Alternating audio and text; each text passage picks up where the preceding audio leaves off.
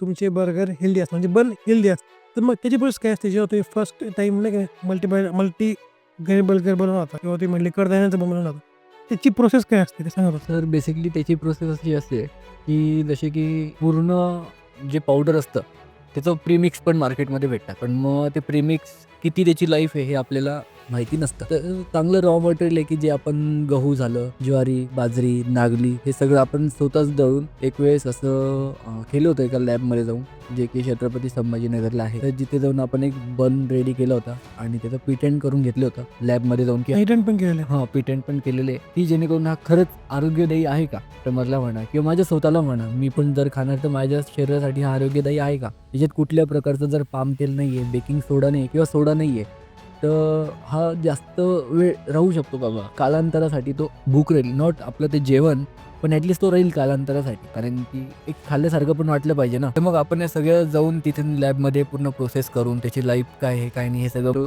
बघून घेतलं. पण असंच एक डेली कस्टमर जे माझ्याकडे यायचे, त्यांना मी तो बन एक ट्राय करण्यासाठी दिला होता.